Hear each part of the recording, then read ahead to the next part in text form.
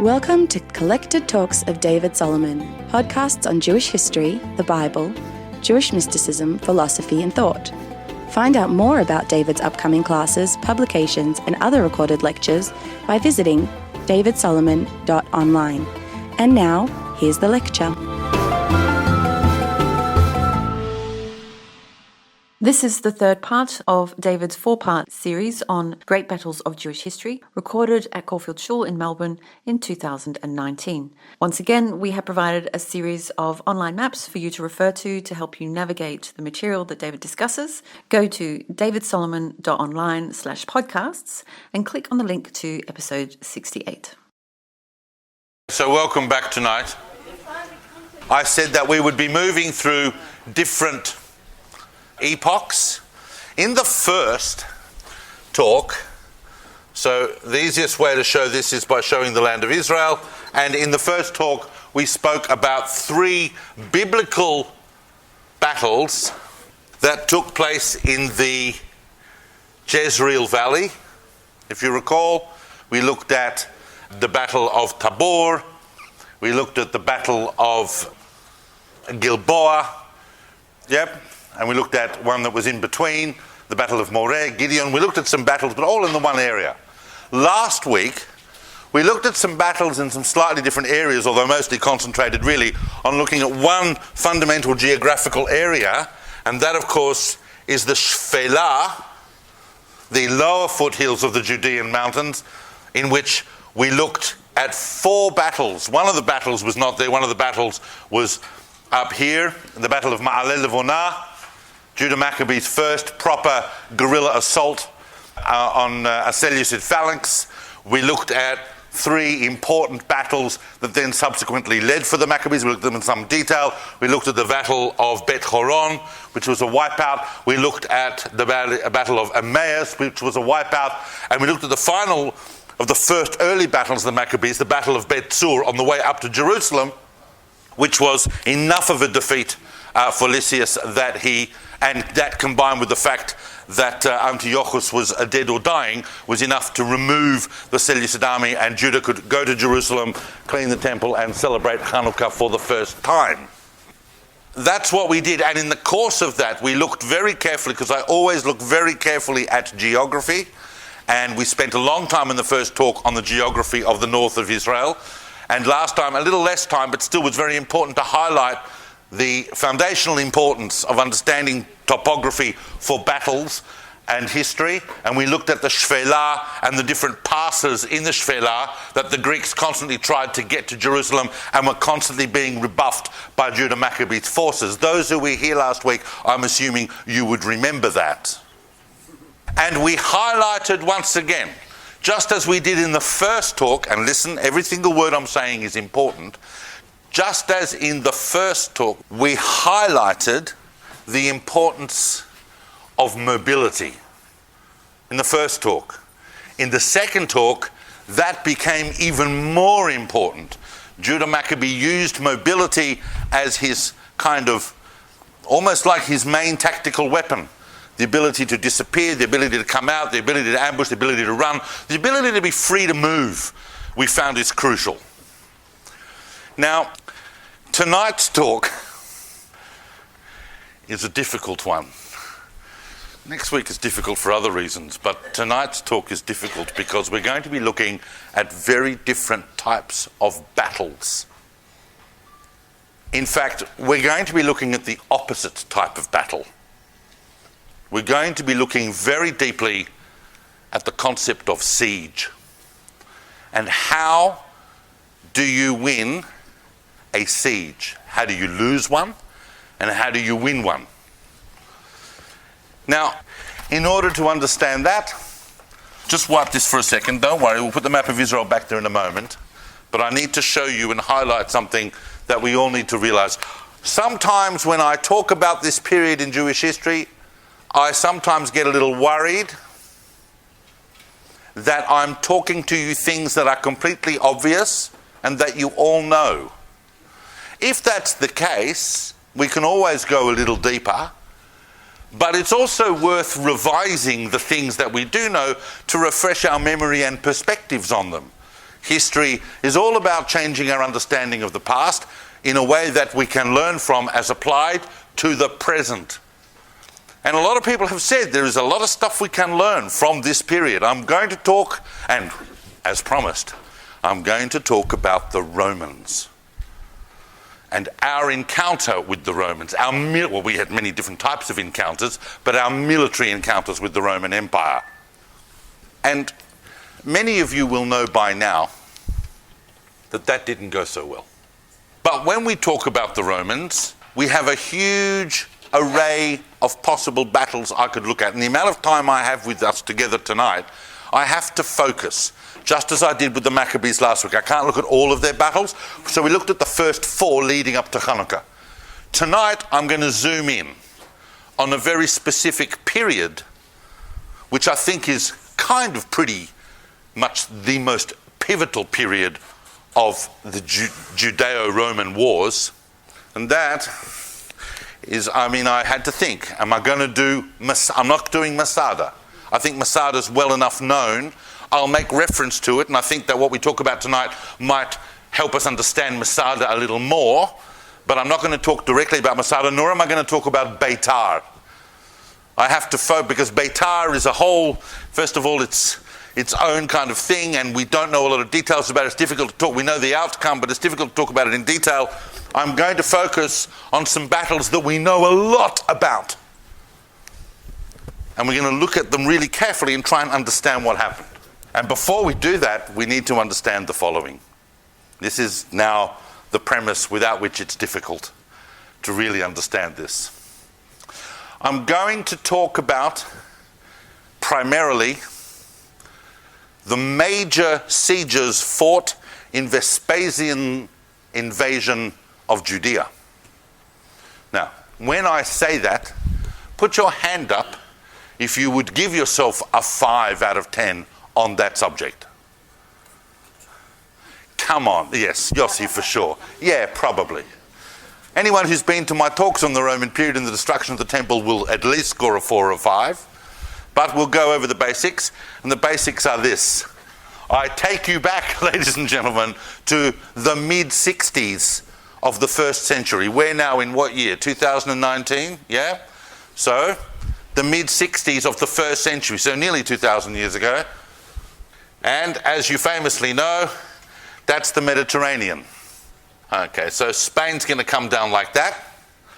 We're going to have Italy, Greece, Turkey, the land of Israel, Egypt, North Africa.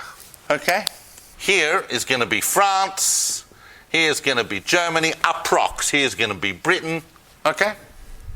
Basically, the empire, and remember that Rome at this point has not been an empire for that long. Hasn't even been an empire for a century yet. Has it? We're only on about our 6th emperor.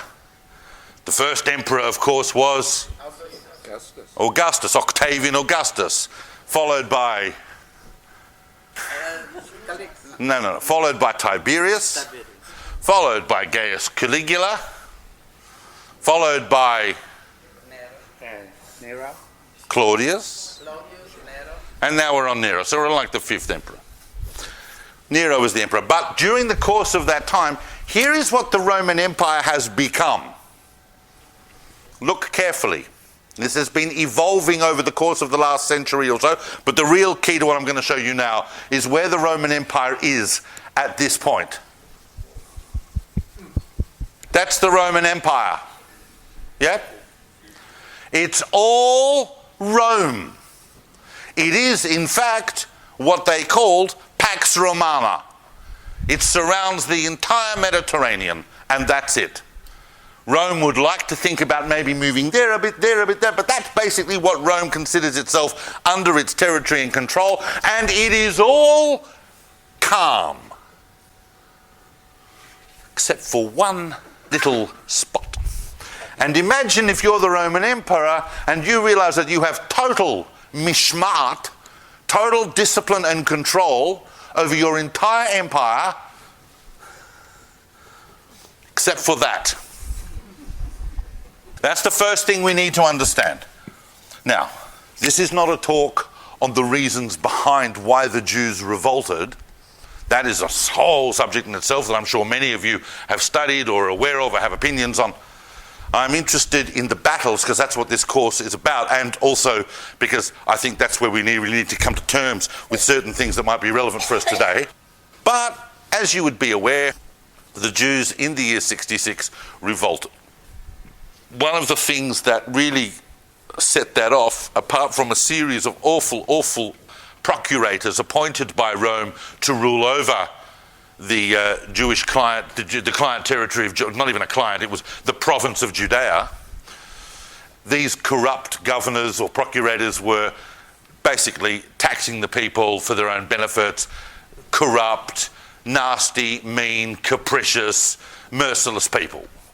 They were not the cream of Roman society. And what did also not help was the fact that the Jewish nobility, because there was an official client kingdom recognized by Rome, which was the continuation of the Herodian line, and by this time now we're to the Agrippas.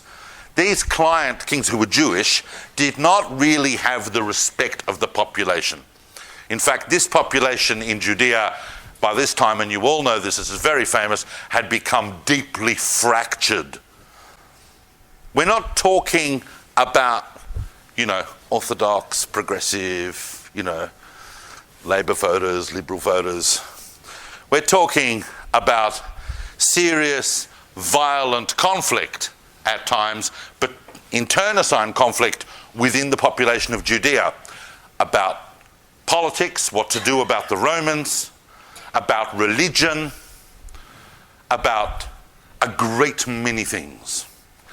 But the whole situation, this powder keg really got tripped off when the governor Florus decided that even though there were anti-taxation riots going on, he thought that would be a good idea to go and collect some overdue tax from the treasury of the temple. That then sent everyone spastic, and they basically, the Jewish forces such as they were, there was no unified Jewish force, as we will see, one of the reasons why it all went the way it went.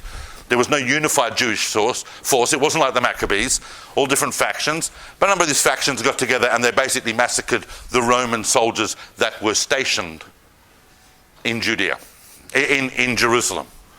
That then caused, and now I'm going to revert back to the map of the land of Israel, just to set the scene now. Now, before I do that, I need to tell you something. It's very easy for us, with historical hindsight, in everything I'm going to say, it's very easy for us to say, didn't they realize, didn't they know that taking on Rome was going to end in total disaster? Rome was an empire and a force that was already way beyond what we had seen previously in terms of civilization, technology, warfare. We talked last week about the great technological innovations in military tactics of the Seleucid phalanx and the Macedonian phalanx, but the Romans had taken that technology and adopted it way beyond. Their entire administration was a new world in historical terms. There's no way that we were going to be able to win against Rome, and it seems obvious to us now. But it wasn't necessarily obvious to people living in Judea who believed they were living possibly at the end of times, who only 2 centuries before had seen the Maccabees win against odds like this. And you can imagine that that kind of sentiment would have been totally propelled by what happened next. Because here's the land of Israel. So there's Sea of Galilee, Dead Sea, and as we looked at in the previous couple of weeks, here's your mountainous country going like that. Here is the Jezreel Valley. Yep.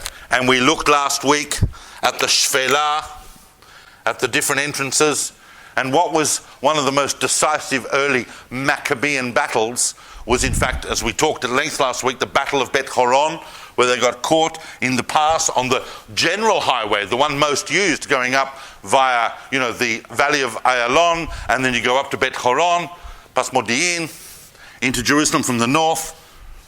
So after this kind of disposing of the Roman soldiers in Jerusalem and this kind of setting up of almost a provisional government, not yet, the legate, guy in charge, the Roman official / soldier in charge of the entire area, a guy called Cestius Gallus, brought down an entire legion which he thought would be sufficient, and he was going to take Jerusalem and teach these Jews a lesson. Just as it never occurred to the Jews how this would ultimately unfold, it most certainly did not occur to the Romans. Now, here's a minute I need to take. What is a Roman legion? Those of you who were not here last week missed the very exciting practical exercise that we did, where I got people to stand up so we could actually physically see the size of a Macedonian or Seleucid phalanx. So we need to talk for a minute about the legion. Now, a legion is generally in the order, in terms of pure soldiers, that is what contains professional Roman legionnaires, it's about legionaries rather, not legionnaires. Legionaries is about 5,000-6,000 men. That's your core professional fighting unit. And we know a lot about that. We know how they were dressed, we know how they marched, we know how they fought. They had developed some very, very useful technologies and some very useful fighting methods. But surrounding these legions were, of course, a heap of other people that went with them. People who were carrying stuff, people who were engineers, people who were construction teams. So it was a sizable force. A legion, it would generally, if you had a province the size of Judea, or if you had one city, you wouldn't need more than a Roman legion to take that city down. And we'll look at that fact in a few moments when we look at other places to compare them what happened in Judea. So Cestius Gallus comes to Jerusalem with a legion, and he stands outside the walls of Jerusalem, and he waits a while to see what's going to happen. He makes his assessments, and he realizes that he's not going to be able to take Jerusalem. Jerusalem was well fortified. It was not your ordinary town. It was a fully fortified city with gigantic walls. We'll talk in a little while about just how complex Jerusalem was in terms of its defences at the time. But Gallus with his legion is standing there looking at it, and he basically says, no, we need to subdue this city. They're in open rebellion, but I don't have enough men. That was kind of one of the smartest things that Cestius Gallus arrived at. And he then decided that what he would do is he would take his legion to the Roman capital of Judea, of the whole provinces of Judea, of the whole area, which was Caesarea. And what's that going to be? A day and a half, 2 days march. So he takes his legion to Caesarea. And what way does he go?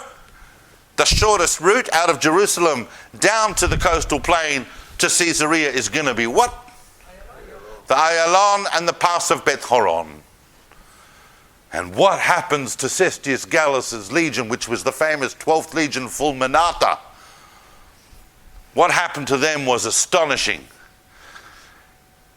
Shimon bar Giora, actually Shimon ben Elazar, Shimon ben Elazar, who was the leader of one of these faction rebel forces, there was no unified army, they're all forces under different leaders, took about 2,500 men and trapped the Roman legion as they were going through the pass of Bethkaran. Exactly the same maneuver that Yehuda Maccabi did at the pass of Bethkaran in 166 BCE, which is 232 years earlier. Exactly the same maneuver, except in Yehuda Maccabi's case, the Seleucids were going east in the pass of Bethkaran to get to Jerusalem, whereas in this case, Cestius Gallus's 12th Legion was going west, but they got completely trapped and annihilated. Cestius Gallus escaped with his life. He basically sacrificed his entire legion to save his life. And he managed to get down to the coast and get back to Caesarea, but he didn't actually live that long afterwards. What that meant was not just that the entire population of Judea is now inflamed with morale boosting events, but that the soldiers, the Judean rebel fighters, have actually managed now to gain the resources and weaponries of an entire Roman legion.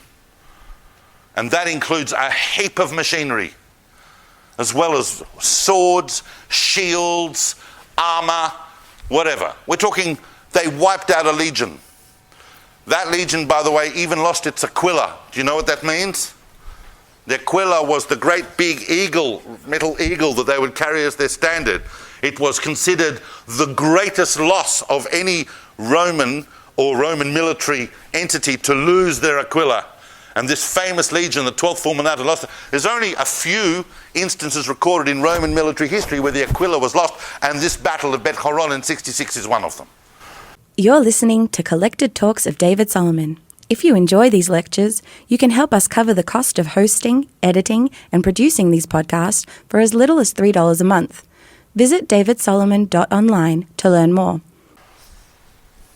Now, as you might imagine,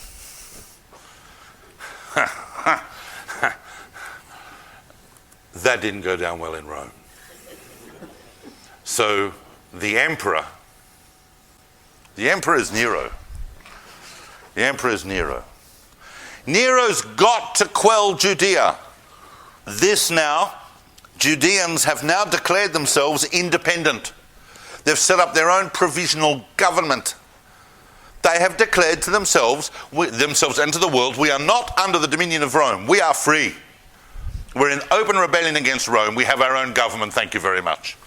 In other words, now that whole Roman Empire has got a missing link, but not just any missing link, the missing link that is the land bridge between Europe and Africa and Asia. You cannot lose Judea. If they lost some beach boch on the western coast of Spain, they really, no, malasot. But to lose Judea, that's that's unconscionable. And so Nero knew that he had to do this. He had to recapture Judea and subdue it and subjugate it and bring it back under the strong discipline of the Roman Empire. And there wasn't he needed someone who was going to get that job done. He needed someone who was going to get that job done. Now, all of us are sitting here or standing here and we all go, oh yes, we know who that is. We know who that is. And we go, no, and he came and that was it. And what I want to show you tonight is that there is so much more underneath those facts. Why was it that Nero chose Vespasian to be the one to take 6 legions, and subjugate Judea? Why? Why Vespasian? We need to know who Vespasian was. If you look at Nero, Nero couldn't give a rat's if anyone got killed. Nero wasn't really worried about anyone getting killed. If you're a Roman emperor, you don't care if people get killed. You care if they succeed. He didn't have to worry about Vespasian on that front because Vespasian had already been basically exiled from Roman society 15 years earlier for offending Nero. He couldn't kill Vespasian because Vespasian was already a war hero. But Vespasian had been living the last dozen years on his own family's rural properties out in Uga Buga, looking after donkeys. He really, the guy had basically been forcibly retired as a celeb war hero as a young man. By now, he's 60. That's not exactly a bar mitzvah bocha even in the Roman Empire. That's 60 people are already sitting in parks putting their feet up, watching little kids run around the street going, oh, I remember those days. Vespasian is called in because On the one hand, it's a story we're not going into now that Nero had actually just a month before executed his top general. But Vespasian is brought in because, and this is very, very important for us to understand for our purposes, Vespasian is brought in because 20 years earlier, over 20 years earlier, Vespasian, why was he a hero? Why was he a war hero? Because Vespasian was one of several generals who accompanied the Emperor Claudius in the years 43, 44 to conquer, some would say reconquer, but conquer Britain. And in the conquest of Britain, as I said, over 20 years earlier, where Vespasian got his fame, in the conquest of Britain, everything about the conquest of Britain, particularly Vespasian's conquering of the southern and western half of the country, the Romans actually took the main part fairly quickly, but several generals were given the task of mopping up certain areas. Vespasian got the whole southwest of England. And he must have fought in those few months something between 30 and 50 siege battles. The Britons, who hadn't had much contact with the Romans, so their idea of fighting the Romans was to sit on top of a big hill and surround it with a big, strong, as strong a walls as they could make it, and it was all stepped farming, but they would sit on the top and basically yell at the Romans and shake their clubs.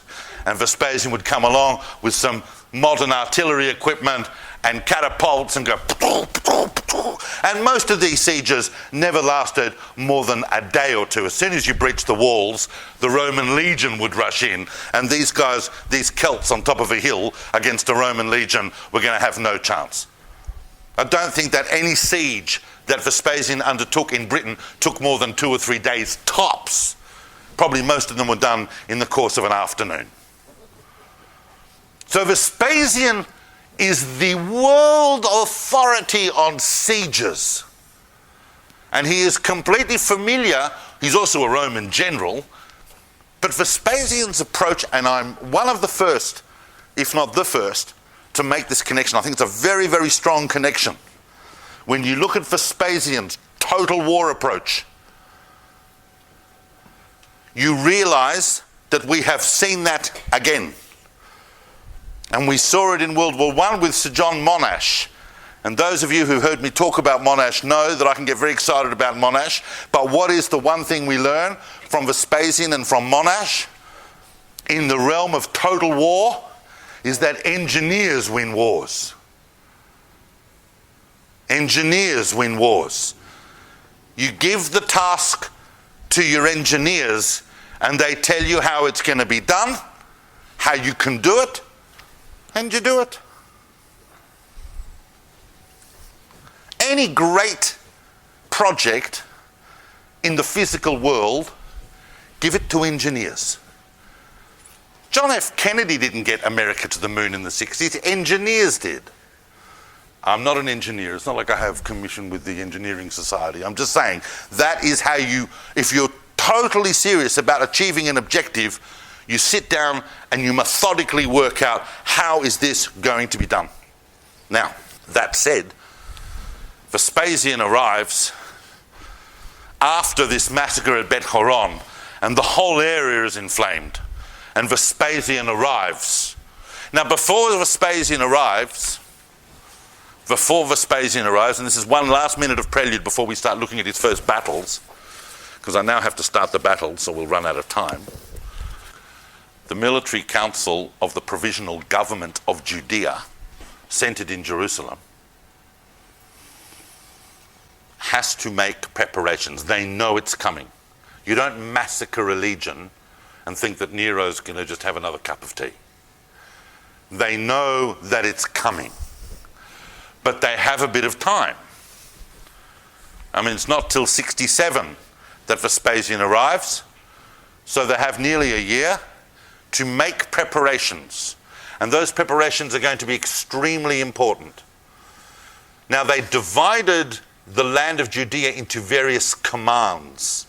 Pretty much very, very similar to what we have today in the IDF. You have a northern command, a central command and a southern command, in general terms. So the northern command, what area is going to be included in the northern command? And bearing in mind that the area we're talking about that was considered political Judea, even though the Romans had divided up into different provinces and so on, was not entirely dissimilar to what we would regard today as the land of Israel, or as the state of Israel, especially if you include the West Bank and so on. That's the area. So what area do you think would come under the control of the northern command of the defences of Judea? The Galil and the Golan. And the Golan. So that means this area here, here's the Jezreel Valley. So everything here, there's Lower Galilee, there's Upper Galilee. This is very rough terms. And here is the Golan. All right? And there are some key towns in the Galilee that you want to fortify because you want them to act as bases for your own military operations, for places where your citizens and your own people can take refuge, and because unless the Romans can defeat those forts, the Romans won't occupy Judea. And if you can make those forts impregnable, you might stand a chance of outlasting the Romans. You never know what's going to happen. Maybe the Romans will eventually go home.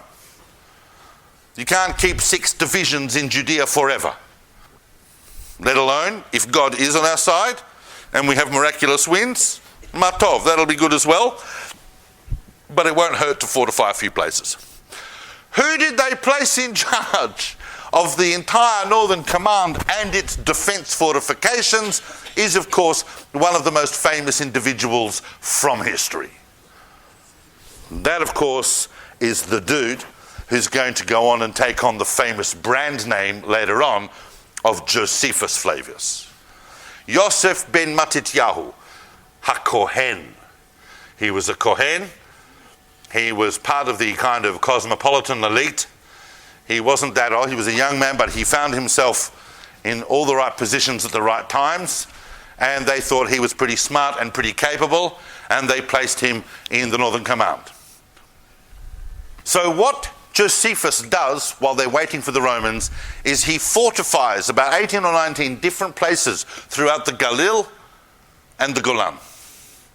We're going to look at the most famous 2 of those. When we talk about the things that we would need to know if Vespasian's invasion of Judea comes up at dinner parties, this is what you would need to know. So we're going to look at these battles in some detail because they're amazing and they teach us a lot. Vespasian arrives, he comes down from Antioch. Well, he comes actually from where he is in Italy, comes with a few legions, crosses the Hellespont, comes down from Antioch and comes down the coast and basically arrives in the port town of Ptolemais, which is pretty much close to what we call today Akko. At the same time, Vespasian invites his son to join him, and his son is already a very experienced soldier and has control over his own couple of legions and is stationed at the moment in Alexandria, and his son is Titus. And Titus comes up with 2 legions to join his father in Ptolemais. So there's 6 legions, plus all your hangers-on, your construction crews, your engineers, your baggage carriers, your cooks, your scribes, your just general archiparchim, the whole thing. Plus, he gets joined by a few client kingdom armies who are sitting around here, who go, oh, maybe, I'll join in that. That would be a good way of being in the Roman Empire's good books. We could just join that. We're not as professionally trained as the Roman legions, but, we can make ourselves useful. So by the time all this force gets assembled in Ptolemais, we're talking about 60,000 troops. And the first place they decide they're going to go is the Galil. They're going to go, we're not going to go to Jerusalem at first. We're going to mop up all of the rebel resistance throughout the entire country before we go anywhere near Jerusalem. We're going to cut them off and shrink them until anyone who's left that defies us is going to be cornered and concentrated in one place, and then we'll snuff them out. So, but first, before we do that, you know, all these lovely dreams they have, we actually have to conquer the Galil. So Vespasian and Titus set out, and the first town they get to is Sepphoris, which is in the Lower Galilee, and basically Sepphoris, the guys in Sepphoris take one look at this immense force. Now, bearing in mind, so I know what some of you are thinking. Some of you are thinking, oh, maybe the rebels could ambush Vespasian, he's making his way into the Galil. That kind of thinking is no longer available. That thinking is 200 years old already. Vespasian heard about it. When Vespasian's 60,000 men moved, they moved in various legions, never the same way, fully spaced, packed, fully protected. There's no way they were going to be ambushed. They had thousands of scouts, thousands of cavalry.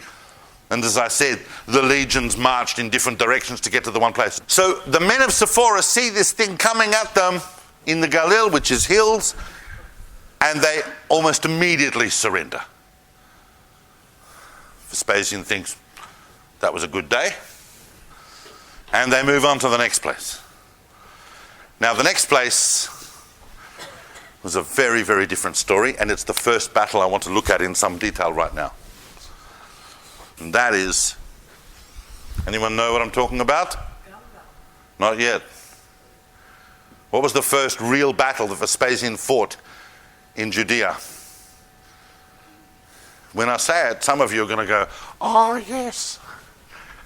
Is that Betar? No, Betar is much. Betar is 60 years later, different general, different rulers, different time period.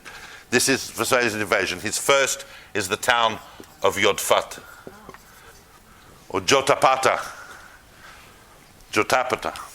Now, Vespasian must have come to Yodfat, which kind of would remind him a little bit of the type of English or British village they would have bombed into submission 20 years earlier. He would have looked at it, he would have gone, this will be a piece of cake. But that's not what happened in Yodfat. Now, bearing in mind, before I talk about Yodfat, don't worry, there's nothing here yet, don't get excited. But when I do this series again, inshallah, I will probably make use of audio-visual stuff. I want some slides for you to see, because I like my drawings and they're good for me to be able to do them. I've never done them before, so it's nice. But I actually would like to do this on a proper thing where you see it. Now, we can look at pictures. But Yodfat is kind of, I'm looking down at it from bird's eye, like looking down, yeah? But it doesn't give you the topographic scale of it, but it kind of looks like this. But what you don't see is the fact that you've got hills here all around. And so this is an outcrop of one of the hills, but actually here they're all ravines. Yeah? So it's a very, very good location to build a fort. Military access, even for the Roman Empire, is going to be difficult coming up these ravines. The only place that an enemy is going to have any real chance of taking you is going to be the north side. Yeah? So you wall up the north side massively.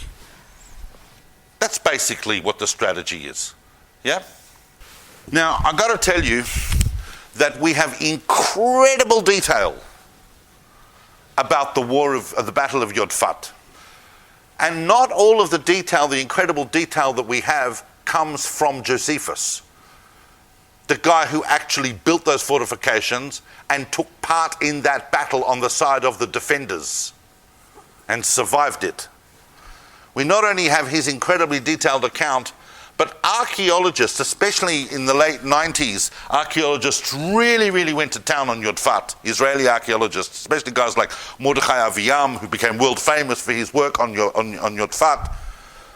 And they went in there without any kind of, we were aware, Josephus, at the end of the day, he was working for Roman emperors, so maybe he exaggerated, maybe he did this, maybe he made things up, we don't know. And just about every single thing that they found there was corroborated with what Josephus said. It doesn't mean that Josephus wasn't prone to some exaggerations, but on the whole, where Josephus says something that's where it is. He says, we built a wall here, and if the archaeologists dig, they find the foundations of a wall. And there's much other evidence that I'll refer to about the siege of Yodfat.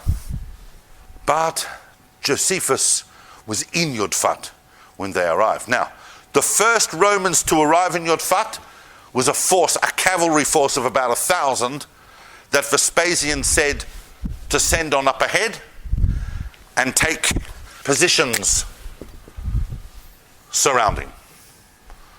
That's your first morale breaker, that you wake up in the morning and there's 1,000 Roman cavalry positioned all around the town. Yep. By the way, this town is not massive. It's not tiny, but it's not massive. It's been a town for a few hundred years. I think the Hasmoneans made a bit of a thing of it. The Herodians also built it up. But now it's been fortified, and a lot of the surrounding refugees and other people in the surrounding countryside, with the advance of the Roman Empire, have come into Yodfat because it's a local centre and it's fortified. But it's probably, and please do not take this as exact, but the whole town is probably around the size of Coles Elstonwick.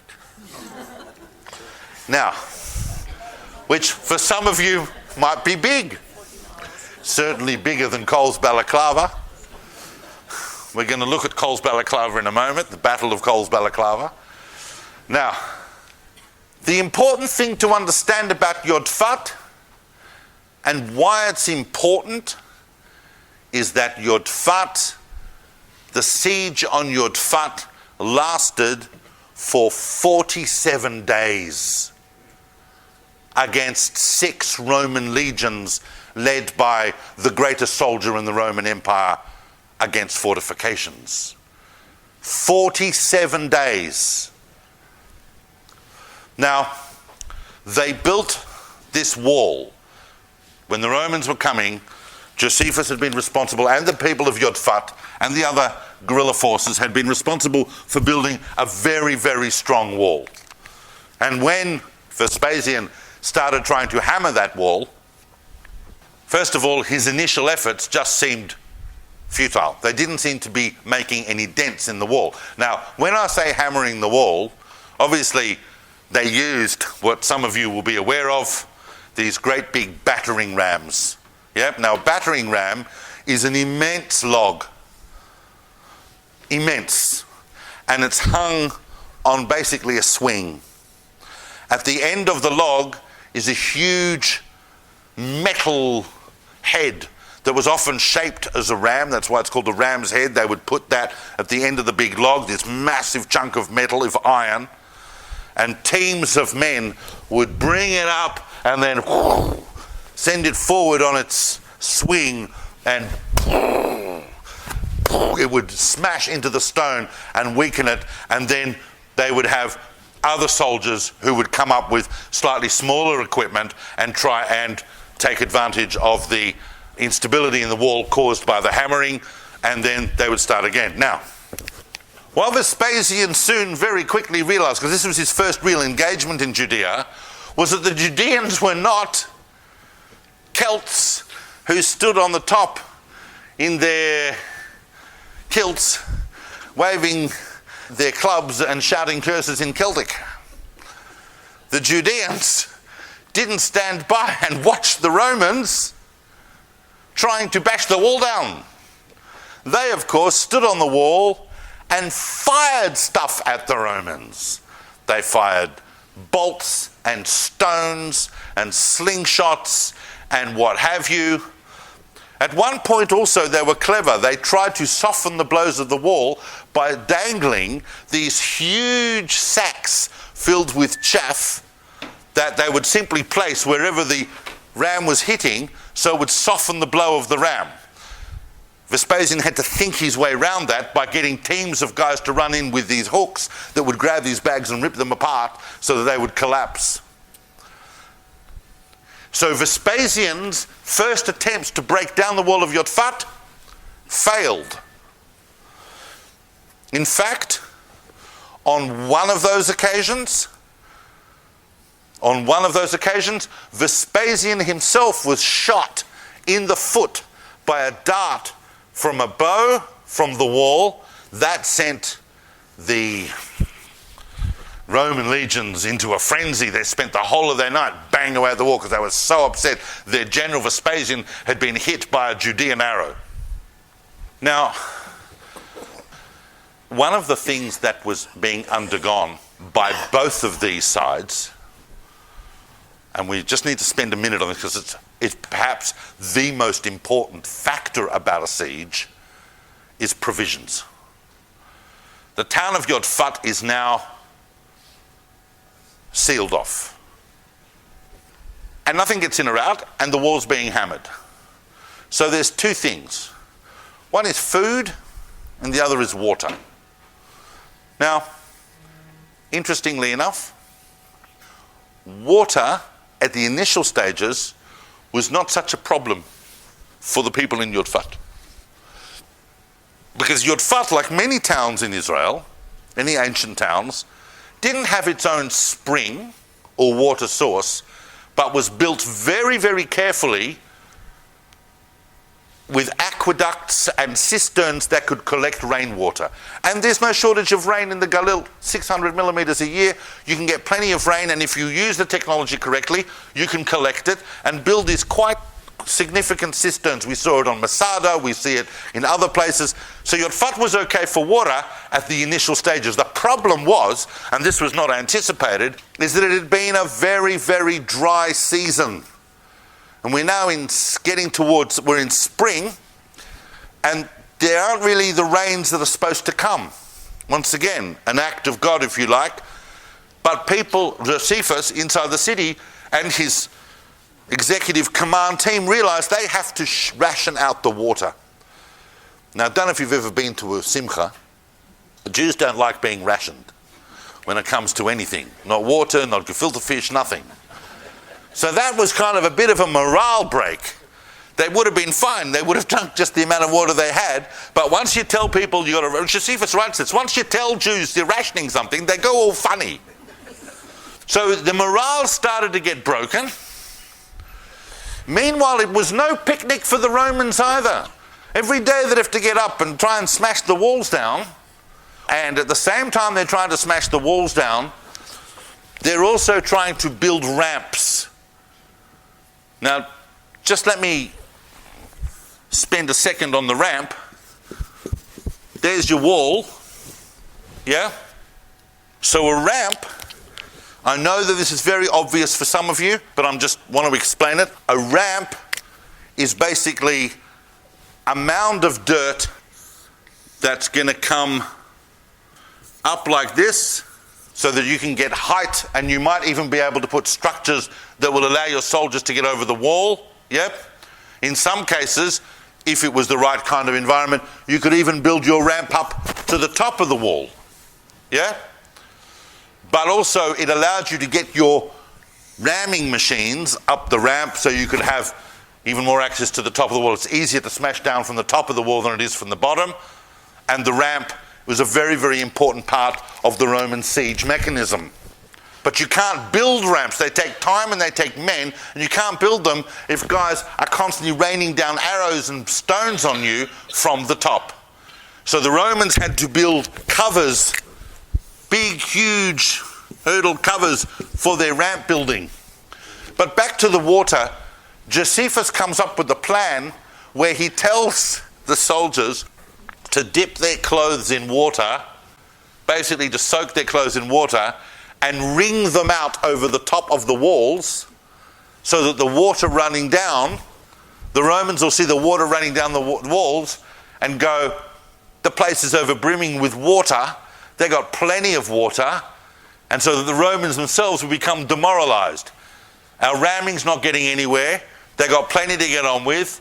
And there'll be some kind of agitation to Vespasian to move on. But it didn't work. It had the opposite effect. It just spurred the Romans on further. Those bastards have got water. And we don't. 47 days of this ramming and pelting and so on. Eventually, Vespasian decides he's not making enough progress, and he decides that he's going to build. And here, that's why Yodfat's important, because everything that's going to come into play later on, we see played out at Yodfat. He's going to build, what's he going to build? Siege towers. Massive siege towers. We're talking, when I say massive, I mean 75 feet high. And the Romans had the carpenters and the know-how and the engineering to build these very quickly. They knew how to do it. And it took dozens and dozens of men. They weighed many, many tons to roll them into position. He had 3 massive siege towers built so that his siege towers would actually exceed the height of the walls of Yodfat. At which point, Josephus raises the walls. Vespasian raises the siege engines, putting them up on higher ramps, and eventually, with just firepower immense, they breach the wall. However, as they breach the wall, the Judean soldiers on the wall and on the surrounding rooftops, because Josephus had turned literally the walls of the buildings closest to the wall into wall. One of the things that Yodfat was famous for was its oil production. They've even found archaeologically the famous oil presses and so on. Dozens and dozens of large vats of boiling oil were poured down onto the Romans, and they were forced to retreat. This was a disaster. Lots of soldiers died or were wounded in agonizing ways because the oil got into their armor. They're wearing armor, they're wearing metal armor, this boiling oil comes on them. It was horrendous. It may have been the pouring of the oil that actually affected what happened afterwards when Yodfat was taken, because Vespasian, after 47 days of this, was actually going, I'm not sure how we're going to do this. And it was Titus. They got hold of one survivor. Not a survivor, but someone who tried to escape. And they forced them to tell them what was the position in the city. And this person told them it's actually kind of desperate. And everybody's exhausted. And Vespasian was pleased to hear this. And he also told them that they're so exhausted from watching the walls that they actually go to sleep in the last watch of the night. Titus took a small contingent and climbed over the wall in a place when in the dead of the night, or just before dawn, climbed over the wall on the side, cut the throats of the guys who were guarding, and basically ran down and opened the doors of the city. And the Romans piled in. By the time most people were waking up, the Romans were already in the city. This was the first time that Titus proved himself to be of tremendous value to his father. I don't think that shtick would have worked at the beginning of the siege, but after, a month and a half, it was kind of desperate, and people were not on their guard. When the Romans got into Yodfat, it was a bloodbath. The only Jews that survived Yodfat, maybe, from what we understand, were women and children. There were many thousands of people inside Yodfat, because it wasn't just the population of Yodfat, it was people that had come from the countryside. The women and children that survived was no picnic, because they were all sold into slavery. And all men above the age of 17 were killed. The leaders of the defense and the upper echelon of the town's hierarchy actually managed to escape through some underground caverns. and were hiding in one of them. At which point, so the story goes, and it's not really connected to the Battle of Yodfat, but of course, as you know, famously, one of those who was hiding in a cave, quivering in his gutkers, was Josephus. Josephus writes that all these guys decided to kill themselves rather than surrender to the Romans. A common trait that we'll see, obviously, later on. They killed themselves, and they didn't want to be committing murder, so they decided to draw lots to see who would kill who. And of course, Josephus was in charge of distributing the lots, and it turns out that he and one other guy were left, and he said to him, I'm not going to kill you. In fact, I don't think you should kill me. I think the guy killed himself. And then Josephus just walked out of the cave and went to Vespasian. And that then is a conversation whose historical importance the mind boggles to understand how that conversation went. But somehow, Josephus, the defender of Yodfat and the command of the whole general in charge of the northern command of Israel, of Judea, somehow managed to convince Vespasian not only to keep him alive, but to put him on his staff as a writer and historian, and he would eventually go on to write the War of the Jews, which is all the incredible detail of the battles that the Judeans fought against the Romans, as well as a whole history of the antiquities of the Jews. Became one of the most famous historians of the ancient world, and certainly in the period we're looking at, an invaluable historical resource. But an amazing life, Josephus. Yodfat, you can go and visit Yodfat today, and they've got the ruins, they've got the this, they've got the that, and as I said, archaeologists have been pouring all over it, and we really, really understand. If you read Josephus's picture of it, and it's, I read it again this morning. I've read it before. I read it again this morning just to refresh my mind of some of the details. But it really, really is a fascinating account. And what we're introduced to is all this different Roman siege war. And we don't share, but we can see the frustration of Vespasian and Titus against this incredibly tough town to take, which was just basically on top of a hill. However, that's not the last of Vespasian's issues with the Jews, obviously. He still has to conquer the rest of the Galilee, and so the next place that really causes him, and we're going to look at for a few minutes, is of course famously Gamla. Gamla, or Gamala. Now where is Gamla? Who's heard of Gamla? Of course you have. Gamla is called the Masada of the North. The famous phrase, Gamla will never fall again. The fall of Gamla is seen even in our own day as a tremendously symbolic thing. Now Gamla is a very, very different type of terrain. It shares some similarities with Yodfat. It is of course in the Golan. And basically Gamla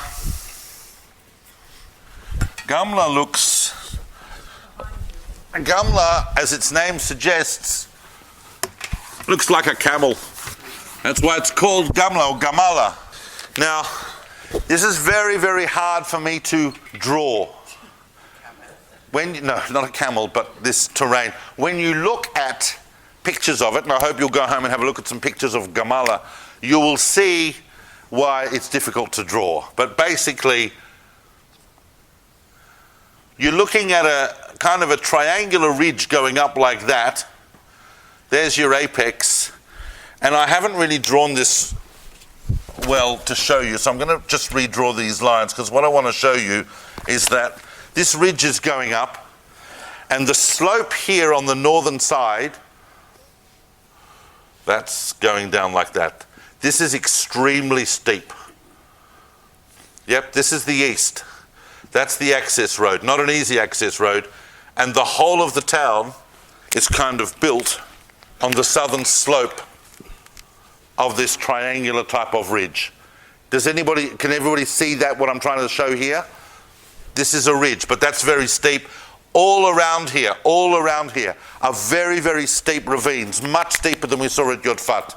If you go and you look at this outcrop of rock, you would say to yourself, oh, that's a good place for a fort. Of course, Gamla was more than a fort, it had been a town as well, but now it was fully fortified.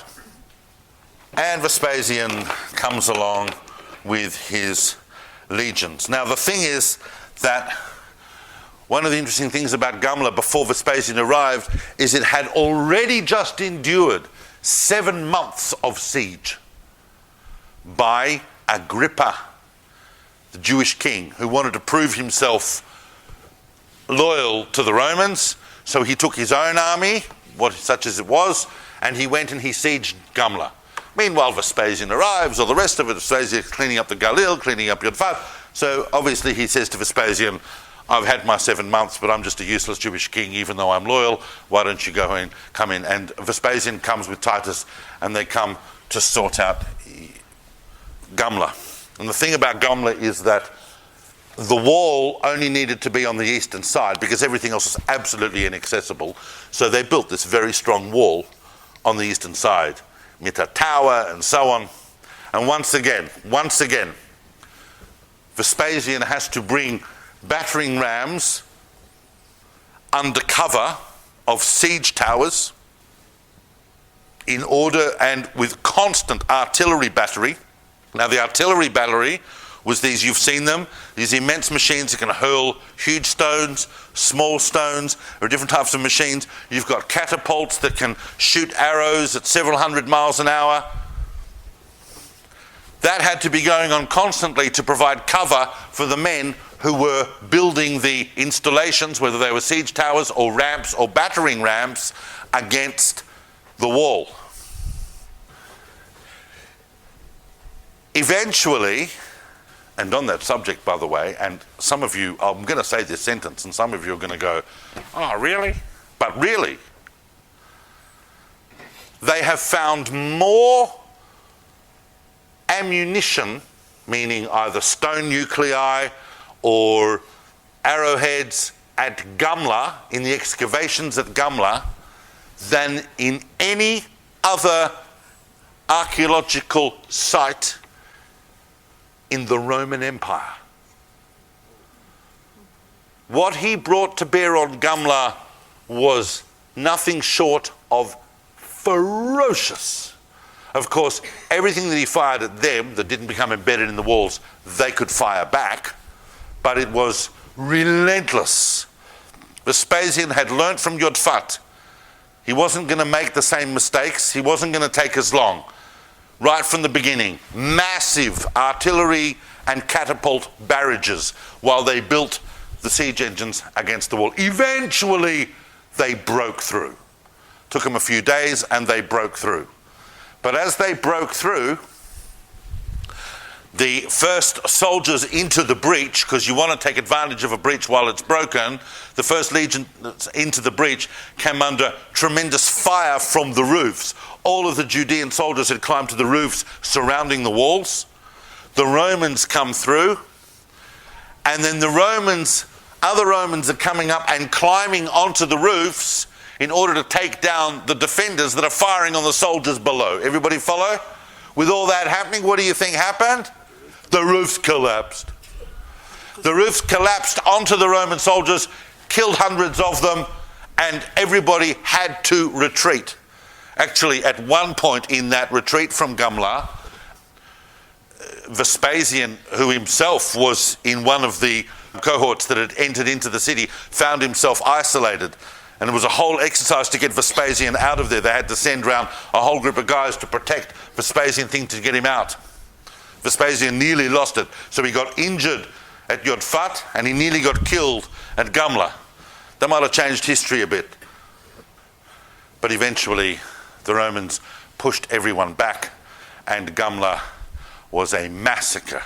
Not everyone that died at Gamla was killed by the Romans, because thousands of people jumped off the cliffs. They're basically cliffs. Others were simply pushed off the cliffs by the tremendous rush of people running up the hill away from the invading Romans. It was a stampede. It was horrendous. Once again, the Romans, in their mop-up, killed all the men. They wanted to send a message to any other town that would stand against them. They enslaved the women and children. They slaughtered all the men. Vespasian was not necessarily a cruel person by nature, but this was total war. If you're going to stand against us and make things difficult for us, then when we kill you, we're really going to kill you. Now, as you know, those of you who see my talks, I don't often look at notes or anything, but this is a complex talk, so I just want to make sure, I've got some notes for you. I want to make sure I haven't left anything out, but no, good, okay, now.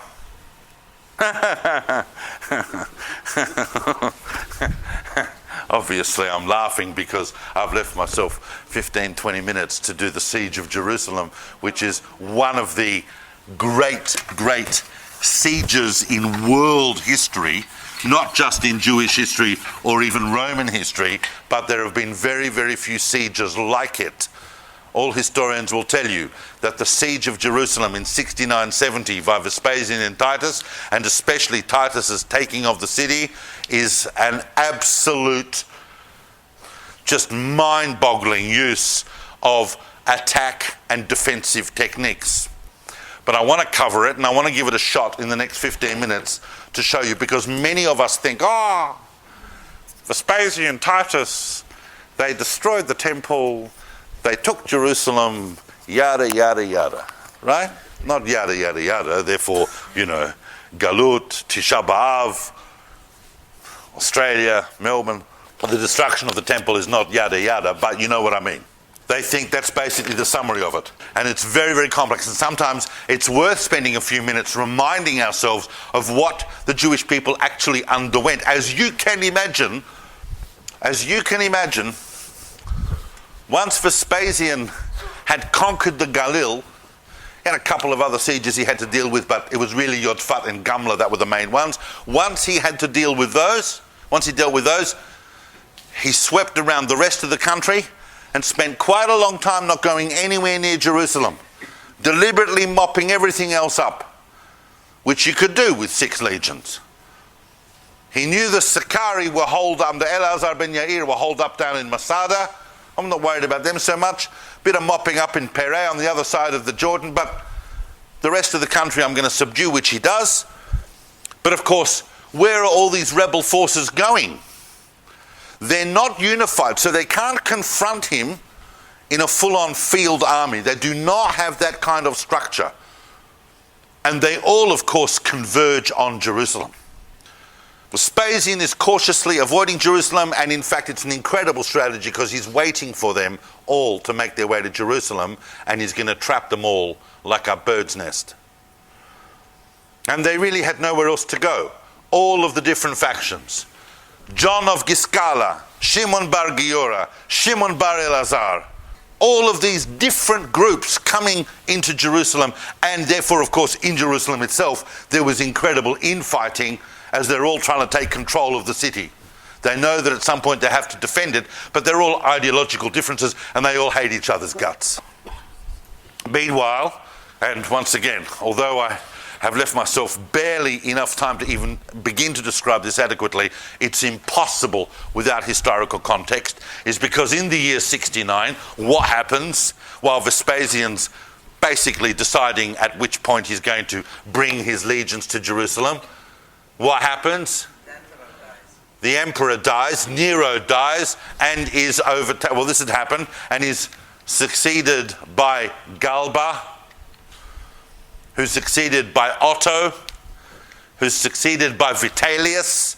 This is the year of the 4 emperors. One of the most amazing years in Roman history. And this has all happened. And Vespasian sitting in Judea with 6 legions, the most respected soldier in the Roman Empire, conquering on behalf of the emperor. So Vespasian's watching this. He's already been told, because there is a rumor that someone is going to come from Judea to rule the known world. And Josephus is convinced Vespasian that's him. And Vespasian and his other advisors are going, it's very unstable in Rome. And you've got a lot of respect, plus these legions. Plus you've got legions who'll be loyal to you in the Danube on the other side of Italy. Make a claim. And he does. It's very interesting. A lot of people don't realise that the first legions to proclaim him as emperor were actually in Egypt, acting under the instruction of Marcus Tiberius Alexander, who was, of course, a Jewish boy. Vespasian therefore decides he's going to wait things out in Alexandria, which is the whole food connect with Rome. He can keep his foot on the food situation and basically hold Rome to ransom and then release it to make himself a hero. And eventually Vespasian goes, and by July 69, he's installed, he's in Rome, he's emperor. And the armies of the east, the armies of the west have all proclaimed him, he's there. And of course he leaves Titus to finish the job. And so Titus gathers together a new army composed of the core that were with him before, but now a whole lot of other legions. And he basically comes to Jerusalem with around about 70,000 men, most of whom are professional soldiers. Yep. And of course, he divides them up into 3 camps. You've got like 3 camps of 2 massive legions, and they all converge on Jerusalem in different ways. He marches a whole group of them through the Ayalon straight up to Jerusalem. There's no resistance encountered really, because all the rebel forces have gone to Jerusalem to defend themselves, and the Romans took care of that before anyway. And he's got such a massive force. One group comes from the north, and another group comes from around the side, because the Flavians were very careful. They knew their history. Comes from Jericho up from the east. And they all converge on Jerusalem within a few days. Quite amazing. Now, all right, I'm going to try and do this in 10 minutes. The siege of Jerusalem in 10 minutes. Hang on to your seatbelts. Don't try this at home. Okay, I've never done this, but I'm going to try, right? I'm going to try and draw what Jerusalem... I've never done this in a lecture meeting, so I'm going to try and draw what Jerusalem looked like when Vespasian arrived, because many of us have heard that it had some walls and it had some various parts, and people think we know it had 3 walls. Yep. And people think, Jerusalem had 3 walls. That means that they had 1 wall and another wall and another wall, and of course it wasn't like that at all. Here's what Jerusalem looked like when Vespasian came to take it. All right? Now, I'm going to start, I'll need the whole board. Watch this. This might be so bad that none of us understand it, or it might be so good that we never want to rub it off. But the best place to orient our understanding of Jerusalem at the time, and it's not exactly the same shape as Jerusalem, the old city, is today. The whole area enclosed now by Suleiman in the 16th century is kind of incorporates some of these areas, but slightly different. In some ways, this Jerusalem was a little bigger, and in other ways it was a little shorter, but I'll show you. The way to orient yourself really is by the temple. So that's the temple platform. Yep. And here's the temple. And this is all the temple platform and courtyards and so on. This is what was built by Herod. This is today, all that remains is one retaining wall there, which is the Kotel, which is not even a wall on this platform, it's a retaining wall below. Right here is the fortress of Antonia, built by Herod and named after Mark Antony. It's a rock solid, massive, defensive fort. Really, really tough. You've got wall going along here. This is the east. Here is a valley. Which valley? Yossi knows. It's the Kidron. The Kidron Valley and the Mount of Olives. All right? Mount of Olives, Kidron Valley. Even if you stand in the Kidron Valley today, and I'm sure most of you have, and looked up at the walls, at Suleiman's walls, they look impressive. These walls were even higher, and the valley was lower. So very, very difficult ascent, but nevertheless, you can see what's going on. Then you've got a wall here. This is the northern wall, which is really a new wall. This is now an outer wall, because originally Jerusalem was really just this. Then there was what they call the new city, which went kind of like that. And the wall there surrounding the new city, which by now wasn't so new, was what they call the second wall. And this is really an outer wall. There's the northern section of it. and it came down here. There's a tower there, and then into the western gate, which is a little bit north, I think, of where Shar Yafo is today, and then down here and like this. When Vespasian first arrives, he arrives in the east, and they all camp in the east. Now, Jerusalem is packed with rebel forces, entire armies, and pilgrims. Because just as Titus is arriving in Jerusalem with his 6 legions, it's about to be Pesach. And you've got a Passover, and you've got a whole lot of pilgrims on their way to Jerusalem. And Titus lets them in. Brilliant. Why? More pressure on the food system. So the town is packed. Remember that the vast majority of people who died and suffered and were wounded in these battles were non-combatants and refugees in many of these cases, as is still the case, tragically, in warfare. Actually, I think this goes more up to like that. Now, the defenders who see Titus setting up here don't really... first of all, Titus establishes himself here and then goes out on a scouting party in which he himself is actually nearly killed in this scouting party, because the defenders are not going to simply watch Titus set up this siege. They are constantly delivering sorties of thousands of men at a time who are running out of the city to attack Titus's installations. That's the first thing you need to know. Nothing about this siege went easy for the Romans. Nothing. The Jewish defenders tried everything from the get-go, including not even letting him set it up. And a couple of times Titus, as I said, nearly lost his life. But eventually this became so difficult that Titus decided that he would begin his attack on the city, on these massive walls and ramparts from the west. And it took 15 days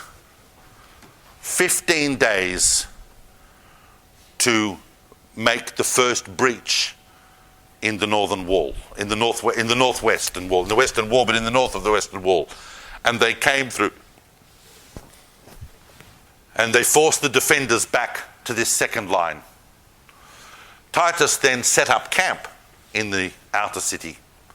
This wall, by the way, had just recently been rebuilt. It was built by Agrippa, but Agrippa stopped doing it because the Romans gave him the bad eye for building it. They were worried. Why are you building a wall, Agrippa? But the rebels, in their defences, rebuilt that wall. But Titus now smashed through the northwestern part and has set up here. Then it took a whole lot of more time to set up sieges and equipment against this second wall.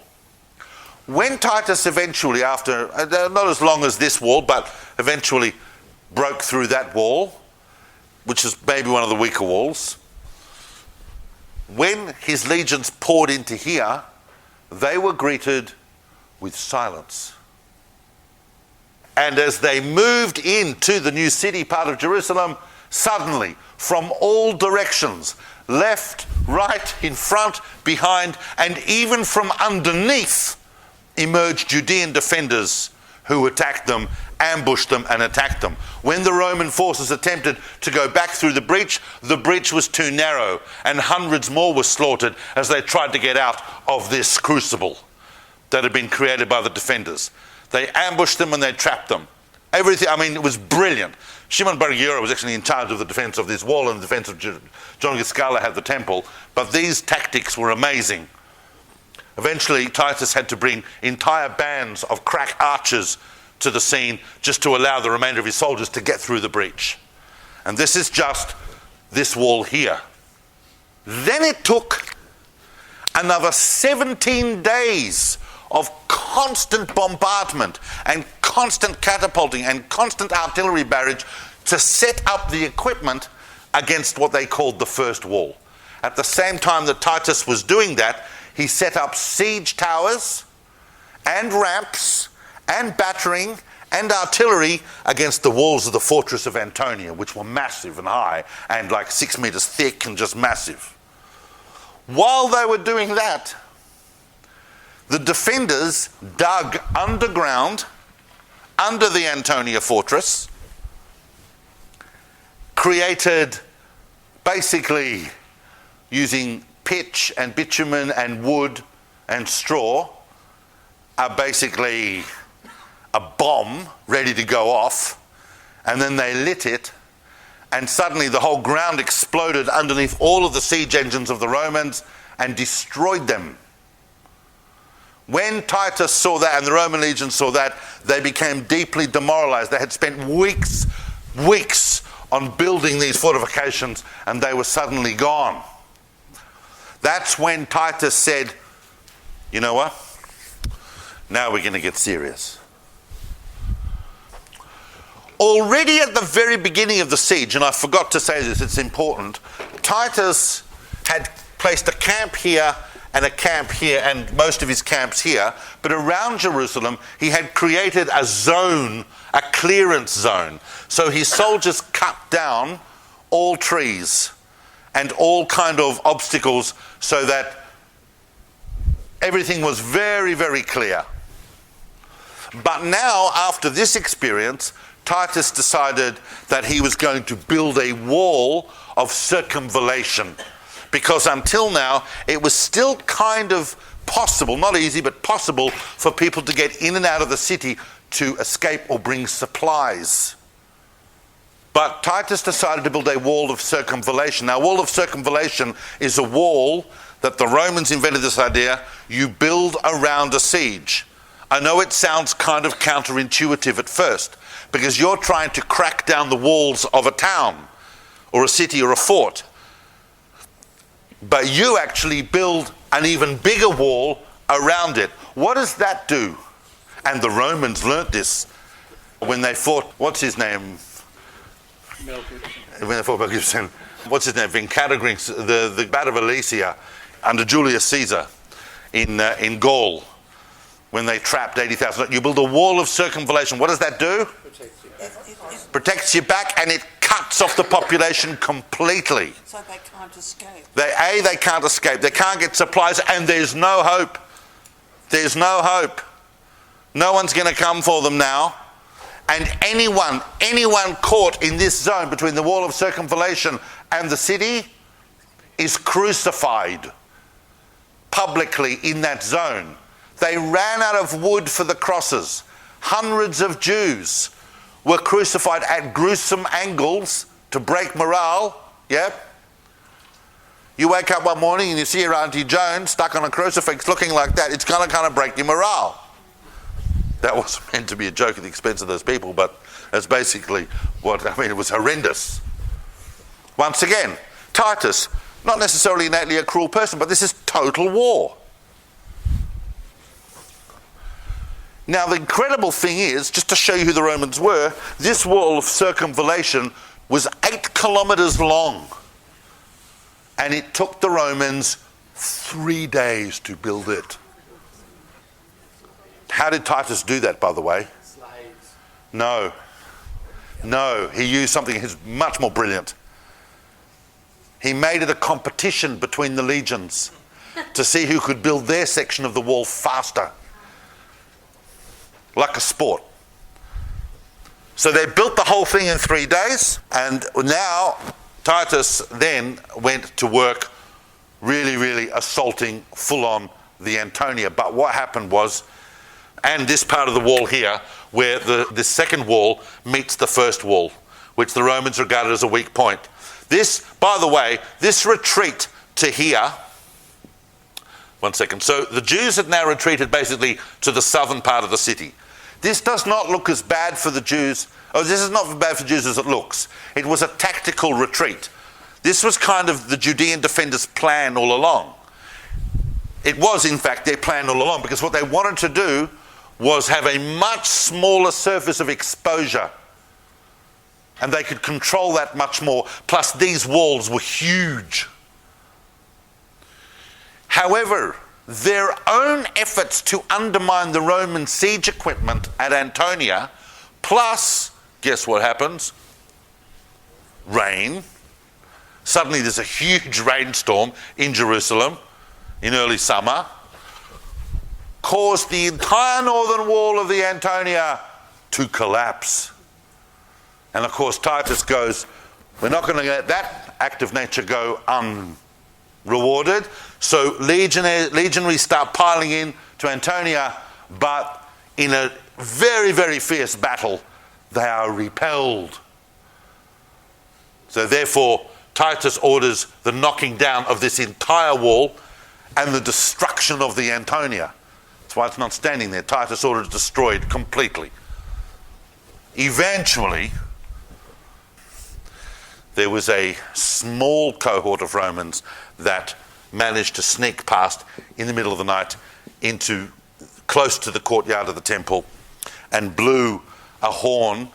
But the defenders didn't realize that it was only a small cohort. They thought that maybe the entire army, there was great confusion. Meanwhile, the entire army did come, and then suddenly they find themselves in the courtyard. I'm really, really summarizing here. This is a hugely complex battle, and I'm leaving out stuff. But ultimately, that's where it all happened. And this close fought battle, hand to hand, where, by the way, a lot of the defenders were wearing Roman outfits that they had captured. So there was a lot of confusion and a lot of people killed in friendly fire, and it was absolute mayhem. Thousands and thousands of men on both sides fighting hand-to-hand combat in an area the size of... Yeah, I wouldn't even say the MCG. I'd say... But the MCG is a good example. Not the whole MCG, but just the playing field. Yeah? Yeah, kind of this side of Caulfield Park.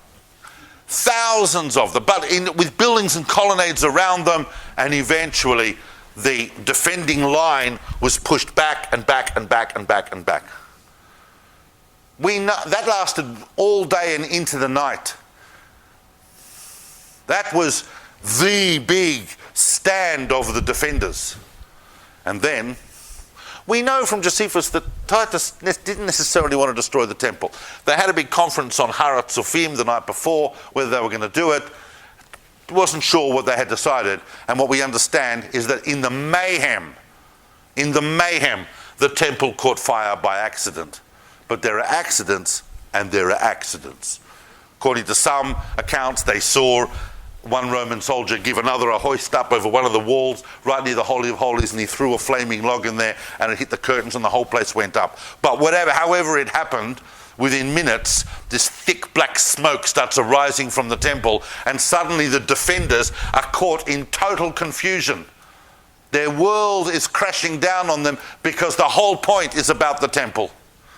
And the temple's now going up in flames. Do we protect the temple and stop the flames? Do we keep fighting these Roman soldiers in the courtyard of the temple? And basically it was mayhem and mess, and they were either slaughtered or fled into the lower city. And then Titus realized that effectively the siege had been broken, and even Titus and his commanders could not control the legions. They went AWOL. They massacred, pillaged, looted, and killed everything, even each other. It was an absolute outbreak because these soldiers had spent 3 months trying to take this city, and I think they probably saw this as their opportunity to avenge themselves on the Judeans and their God through their temple, and they just went on a massive rampage. They then went through the whole of the old city area, the lower city, which is the older parts, and the upper city here, which is the more upper class parts, flushing out rebels and burning in 2 days. You know, most of the houses at that lower level in Jerusalem today, which archaeologists say, there's burnings, those burnings happened in those 2 days when the Romans went through the lower city and burnt and flushed and smoked out whoever they could find to either kill them or sell them or whatever they could do. Eventually Titus and his commanders managed to put a stop to that, but there was no one left, and there was only one thing left to do, and that was because the temple, as enormously defended and strong as it was, wasn't the most solidly defended place in Jerusalem. That was, of course, here, which was Herod's palace. which is kind of like where the Armenian quarter is today. Yeah? And Titus decided that there were barely any defenders. Whoever was defending the Herod's palace was exhausted. He attacked it with almost no opposition from all sides. Battering, artillery, everything. And it just took a couple of days before he actually brought down Herod's palace. And by that time, the siege was over. I have condensed it. We know that 3 years later, Titus went back to become Roman emperor. Or not Roman emperor, his father was no emperor. He eventually became emperor. He went back to have his big triumph. And we know that in 73, the rebellion was really wiped out in its last phases at Masada. And when you go to Masada, just to understand who the Romans were, and I know you all know this, but you've got to realize that that massive ramp going up that western side of Masada, that's not a natural formation, ladies and gentlemen. The Romans built that. They made a mountain to go up to to bring their machines up to the top. Now, you could then ask and say, why is it that that's still there, but we don't see the ramps that were built in the Galil? Hello. How much rainfall does Masada get per year? About 30 mils in the Dead Sea, compared to 600 mils in the Galil. First of all, the ramps in the Galil were not as big. They didn't need to be, but they've been, what we do know of them has been washed away. But that ramp at Masada is still there, as of course are the encampments. And you can see, that was a lot of work, but not really that much loss for the Romans in terms of life and material. But Jerusalem was, when they made that, when they said Judea captured, Judea is captured and Jerusalem has been conquered, that really, really, really was a big deal. The Romans made a very, very big deal about that. Now, I know that I'm well over time, but I just want to say this. We might think, well, David, what exactly do we learn from sieges? What does that tell us? We lost them. We lost the Holy Land, we lost Judea, the Romans came in. Bar Kokhba tried again 60 years later, but also failed. What we learn from places like Yodfat and Gamla and Jerusalem is that because the Romans never fought anyone as difficult as the Jews. There is something inside the Jewish people. We're not fighters by nature, but when we have to be, then we are. And it's an interesting segue, because this is really the end of Jewish military exploits until the 20th century. And what is the first military exploit of the Jewish people in the 20th century? I'm going to be talking about the 20th century next week. Is the Warsaw Ghetto Uprising of 1943. It's amazing that we go from siege to siege. And whereas the siege of Jerusalem and its defeat was a tremendous demoralization for us and led to the dispersion and the exile, in fact, it was the defense of the Warsaw Ghetto and the uprising in the Warsaw Ghetto which kind of was a spark for Jews to realize that we can actually defend ourselves. I know that in Palestine they already had the Irgun, they already had the Haganah, they already had kind of the mechanisms of a Jewish military. But that spirit that we saw in the Warsaw Ghetto Uprising is exactly the same spirit as we saw in the defense of Jerusalem. But ultimately, it was a disaster. And that's what we have to realize. We have to realize that unless we are unified as a people, unless we really, really believe, these guys weren't the Maccabees fighting for religious freedom. I'm not trying to say that they weren't fighting for something that they regarded as noble and worthy, but obviously God had decided that this was not going to be a miraculous salvation, that the Romans were in fact going to come, and the Romans did come. So I'm sorry I went over time. I did want to go into quite some detail on these sieges so we understand how detailed they are and how pivotal they are. Josephus' estimates are always a little on the exaggerated side according to most historians. Josephus said that 1.1 million people died in this conflagration. I think Cassius Dio and other Roman historians put it at 600,000. Maybe that's exaggerated too, but it wasn't small. There was at least 200,000-300,000 people that died in this entire battle, which changed the nature of the world, by the way. And the Romans, it was a big deal for them, and in some ways it still is. Thank you for listening. Thank you for listening. We hope you enjoyed the talk. For episode notes and transcripts, or to learn more about David's next classes and projects, visit davidsolomon.online. You can also find David on Instagram or Facebook. Thank you. We hope to see you again soon.